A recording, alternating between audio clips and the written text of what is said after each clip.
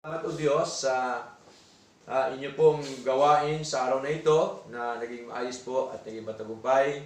Salamat po Ama muli sa mga salita niyo po na amin pong napagnilayan, amin pong narinig o Lord God. At salamat sa inyong paalala sa amin o Lord God.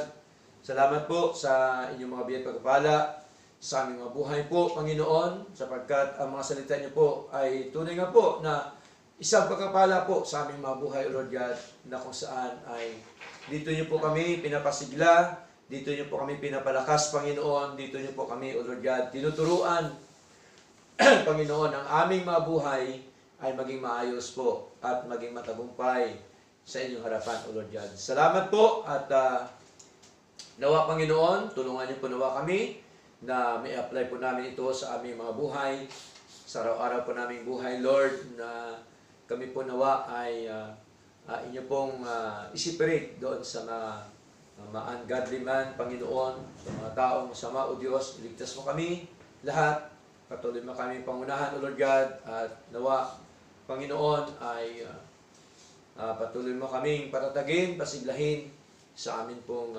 paglilingkod na ito, at ang nais po namin, Panginoon, ang aming mga buhay ay maging matagumpay, aming mga buhay, Lord, ay maging maayos po sa inyong harapan, Lord God, at ang aming buhay ay puno po ng inyong pong pagkapala sa amin. Salamat po, Diyos, at gayon din po, amin din pong dinadalangin po sa inyo, Panginoon, ang lahat ng mga kapatid na narito.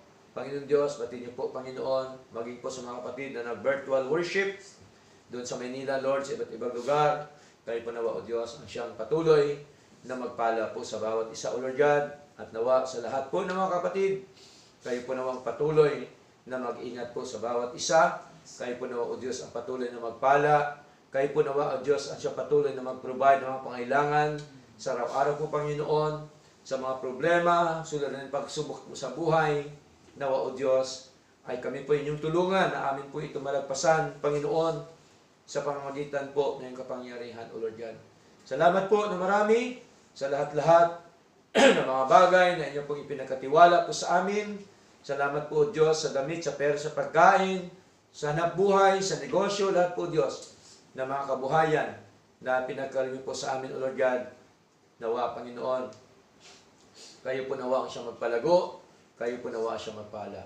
Gayon din po, Diyos, sa aming pisikal na katawan, nawa, patuloy mo kaming palakasin, pasiglahin, dugtungan niyo po nawa ang aming mga buhay sa mundo pong ito. At ganyan po, Diyos, sa may mga sakit karamdaman, nawa, bigyan po nawa sila, O Diyos, ng kagalingan po, Lord God. At ganyan po sa buhay po ni Sister Bing, kayo po nawa ang siyang magbigay ng kumpletong kagalingan sa kanya pong sakit, sa kanyang karamdaman, sa kanyang pong pisikal na katawan, Lord. Ganyan po, Panginoon, nadalain po namin sa inyo ang church po, Panginoon, sa Tugigaraw, sa panguna po ni Pastor ni Lord, kayo po nawa ang siya magpala, kayo po nawa ang siya mag-provide ng kanilang mga pangailangan upang matugunan ang bubong, Panginoon, matugunan ang bubong sa kanilang church building po, Panginoon. Kayo po nawa ang siyang magkaloob sa kanila, kayo po nawa ang siyang mag-provide. Alam po namin, O Diyos, na kayo po ang aming provider, kayo po ang pinanggalingan po ng lahat na mga pagpapala po sa buhay namin. Salamat po na marami at gayon po, nadalayan po namin sa inyo, Panginoon, ang pag-alis po ng iyong lingkod. Nawa, patuloy mo akong pangunahan at kayo po nawa ang siyang manguna sa akin at gamitin niyo po nawa ang iyong lingkod na magiging daluyan at alulod ng pagpapala sa iyong salita sa dako po roon, Panginoon. Salamat po at ganyan po sa lahat mga kapatid. Nawa, magpatuloy po sila na maging masigla, maging matatag sa paglilingkod sa inyo, Panginoon, na katulad po, Panginoong Diyos, nawa ang bawat sa amin ng isang punong kahoy nasa tabi po ng ilog, Panginoon, na lagi hong nananariwa sa paglilingkod po sa inyo, Lord. Salamat po na marami, nawa ay patuloy po nawa kaming pangunahan, maging po sa mga kapatid na hindi namin nakasama, sila din po nawa inyong iingatan, gabayan at proteksyonan, Panginoon, sa mga kapatid na may hanap buhay, mga kapatid na walang hanap buhay, Lord, nawa, bigyan po sa nawa ng hanap buhay po, Panginoon.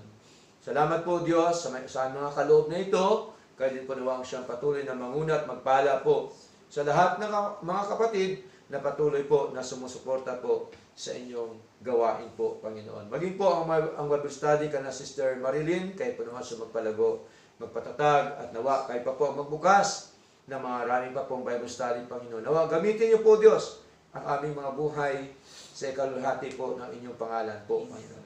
Gamitin niyo po kami, O Diyos, na may kili sa inyong ubasan po, Panginoon, upang sa ganun, O Lord God, ang inyong gawain sa lugar na ito ay magpatuloy po na lumago, Panginoon. Salamat po na marami, at tunay nga po, Panginoon, sa natutira po naming oras, sa amin pong fellowship, kayo po nawa siyang patuloy na magpala sa amin, at punuin niyo po nawa ang aming mga puso ng kapayapaan, punuin niyo po nawa ang aming mga puso ng pag-asa, Panginoon, punuin niyo po nawa ang aming mga puso, Lord, na kami po ay laging may comfort, Panginoon, ng inyo pong kapangyarihan, O Lord God. Salamat po na marami. For you, O Lord, all the glory, all the praises and honor, in the name of our Lord Jesus Christ, this we pray.